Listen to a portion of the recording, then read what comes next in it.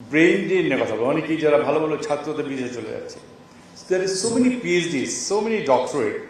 মানে এত PhD holder মতো অন্য কোনো অর্গানাইজেশন নেই, কোথাও নেই।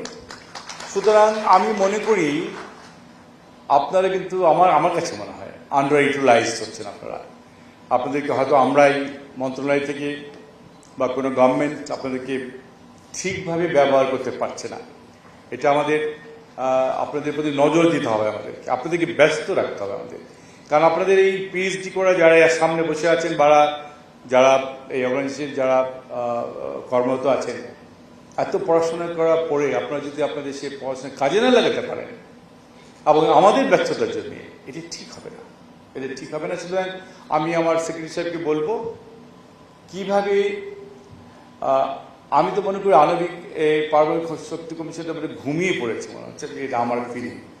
আমরা আগে পারমাণবিক বিদ্যুৎ কমিশন শুনতেই তো বাবা পারমাণবিক বিদ্যুৎ কমিশন, এখন জানি কেন মনে হয়, এটা আমার ফিলিং আপনাদেরকে বলছি যে একটু মধ্যে ঝিমিয়ে পড়েছে। আপনাদেরকে জাগাতে হবে, ওনাদের কাজ দিতে হবে। আমরা কাজ বের করি, ওনাদেরকে কাজে লাগান, এই ওনাদের বুদ্ধিমত্তাকে কাজে লাগিয়ে দেশের উন্নয়নে ওনাদেরকে যোগ করেন। আজকে সো মেনি ইনোভেটিভ প্রজেক্ট আসছে, সো মেনি ইনোভেটিভ প্রজেক্ট আছে আমাদের সব, স্পেশালি ইয়াং জেনারেশনগুলি। আমি কিছু ইউনিভার্সিটিতে যাচ্ছি, আমার কাছে সারপ্রাইজ লাগে যে এই বাচ্চা ছেলেরা কীভাবে সুন্দর সুন্দর ইনোভেশন নিয়ে আসে। মানে আমার তো ইচ্ছে করে যে প্রত্যেককে যদি আমি স্টার্ট আপ দিয়ে যদি হেল্প করতে পারতাম, কিন্তু আমাদের তো সেই ক্ষমতাটা নেই। স্বাদ আছে, সাধ্য নেই, এই অবস্থা হয়েছে আমাদের। তবে আজকে একটু আগে আমাদের ফান্ড ফর ফান্ডস স্টার্ট আপের একটা নতুন একটা উদ্ভাবন হয়েছে। সকালবেলা আমরা এটা ওপেন করেছি। আমরা চাচ্ছি ইয়াং জেনারেশন যারা উদ্ভাবন নিয়ে এসছে আমাদের কাছে, তাদেরকে কীভাবে হেল্প করা যায়, সাহায্য সহযোগিতা করা যায়। এই সরকার, আমাদের তারেক রহমান সাহেবের সরকার, আমরা অত্যন্ত জনমুখী সরকার। আমরা হেল্প করতে চাই, জনগণের দৌড় করায় আমাদের সাহায্য সহযোগিতা করতে চাই। এটা আমাদের প্ল্যান, সরকারের plan. As I said, as our honour prime minister always said, we have a plan. এমন প্ল্যান অনুযায়ী উনি কাজ করে যাচ্ছেন। আপনারা জানেন সে অলমোস্ট 18 ঘন্টা কাজ করে, 18 ঘন্টা কাজ করে। সেই সকাল 7টায় হয়তো ঘুম থেকে উঠে 9টার মধ্যেই অফিসে চলে যায়, রাত 9টা 10টা বাজে ওনার সাথে তাল মিলিয়ে আমরাও চেষ্টা করি কাজ করার জন্য, যাতে নতুন সরকার কিছু দিতে চায়। 6 মাস হয়ে গেল, এখন আমরা অনেক নালিশ শুনছি, কমপ্লেন শুনছি, জনগণের যে প্রত্যাশা আমরা দিতে পারছি না। আজকে বিদ্যুতের কাছে হচ্ছে, গ্যাসের কাছে হচ্ছে, আমরা দেখতে পাচ্ছি সরকার কিন্তু চেষ্টা করছে, আমরা চেষ্টা করছি। আমরা কিন্তু যেখানেই বিদ্যুৎ আনা যায়, গ্যাস আনা যায়, আমরা কিন্তু বিদেশে দৌড়াচ্ছি কীভাবে এই দেশের বিদ্যুৎ এবং গ্যাসকে সমস্যার সমাধান করা যায়। এই যে একটু আগে বলছেন যে উচ্চশিক্ষা, আমি তো প্রায় প্রত্যেক দিনই প্রায় সিগনেচার করতেছি, এই ভিয়েনায় যাচ্ছে, স্পেশালি ভিয়েনায় বেশি যাচ্ছে। আমাকে কিন্তু প্রায় every other day i sine so many, আমি হলিডে বলবো না, it's a kind of training করেন আপনারা, হয়তো 3 দিন 4 দিন 7 দিনের উপর ট্রেনিং করতে যান। কিন্তু লম্বা পিএইচডি করার জন্যে বা লম্বা মাস্টার্স করার জন্যে এরকম যে আসে না তা না, আসে, বাট আমরা জাস্টিফাই করার চেষ্টা করি। আপনাদের উচ্চতর ডিগ্রি আনতে যাবেন, আমরা এজ এ মিনিস্ট্রি আপনাদের সাহায্য সহযোগিতা করবো না কেন? আমরা নিশ্চয়ই করবো। আপনারা আপনাদের মাথাকে আরও শার্পেন করবেন, you learn a degree from abroad, আমাদের কী বলবো, দেশের মান বাড়াবেন, আমরা সেটা চাই।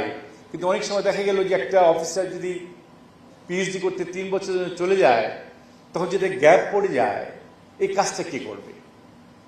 তখন আমরা একটা বিপদে পড়ে যাই। তখন আমরা ভাবি যে আমরা তুলনা করি, ওনার কি পিএইচডি বেশি ইম্পর্টেন্ট না ওনাকে ওনার এই প্রেজেন্সটা বেশি important? We have to sometimes have to compare which is more important for us, for the government, for the ministry. তখন হয়তো অনেক সময় আমরা ইচ্ছে থাকলেও আমরা পারি না বা একটা ডিলে করে দিই, এর জন্য হয়তো অনেকে মন খারাপ করে। ইট ইজ এ ফ্যাক্টস বলছি আপনাদেরকে। সো আপনাদের ধৈর্য ধরতে হবে। আজকে আমি আর বেশি কথা বাড়াবো না, আমি শুধু এদিকে বলতে চাই, আপনাদের অনেক দাবি দেওয়া আছে, দাবি দেওয়াগুলি তো এই সেমিনারে কথা বলা যাবে না। আমরা নিজেরা বসে আপনাদের সাথে একান্তে বসে আমরা কথা বলবো, আপনাদের সমস্যাগুলি কি, সমস্যা থাকবে, সমস্যার সমাধান হবে, হবে না কেন, সদিচ্ছা থাকতে হবে। আমরাও এগিয়ে আসবো, আপনাদেরও এগিয়ে আসতে হবে। উইন উইন সিচুয়েশনে আমরা আপনাদের সমাধান করতে পারবো বলে আমি বিশ্বাস করি। আসুন আজকে আমরা যে সমস্যাগুলি কথা বলেছেন আপনারা, আমাদের একটু আগে আমাদের সচিব সাহেব, আমাদের রেহান, আমাদের উপদেষ্টা সাহেব বলে গেছেন, আপনাদের একটু লিখিত দিবেন, আমরা দেখব প্রায়োরিটি হিসেবে কোনটা প্রায়োরিটি দেওয়া উচিত, কোনটা দিতেই হবে, কোথায় আমরা আপনার ঠকছেন কিনা। ইউনিভার্সিটির সাথে আপনারা কম্পেয়ার করেছেন, আমি দেখলাম কোথায় যেন, দেখবই কিনা আমরা, কারণ আপনারা এত পড়াশোনায় জেনে আপনি পিছিয়ে থাকবেন, আপনার ডিপ্রাইভ হবেন, এটি ঠিক হবে না, নিশ্চয়ই ঠিক হবে। সেগুলো আমরা এদিকে আমাদের নজর থাকবে ইনশাল্লাহ। শুধু এইটুকু বলবো, is in the on the track ইনশাল্লাহ। এটা আল্লাহ চাহে তো একটু সময় লাগতে পারে, আমরা এই নিউক্লিয়ার প্ল্যান্টকে চালু করবো আল্লাহ চাহে তো। তো আমি আর কথা বেশি বাড়াবার, আমি সবশেষে বলতে চাই, মাননীয় প্রধানমন্ত্রীর নেতৃত্বাধীন বর্তমান সরকারের বিজ্ঞান, প্রযুক্তি ও গবেষণা বান্ধব নীতি গ্রহণে অঙ্গীকারবদ্ধ। ডাক, টেলিযোগাযোগ ও তথ্য প্রযুক্তি বিজ্ঞান ও প্রযুক্তি মন্ত্রণালয়ের সমন্বিত প্রচেষ্টা আমরা পারমাণবিক বিজ্ঞানকে ডিজিটাইজেশন এবং আর্টিফিশিয়াল ইন্টেলিজেন্সের সাথে যুক্ত করে অত্যাধুনিক গবেষণা কাঠামো করে তুলতে চাই।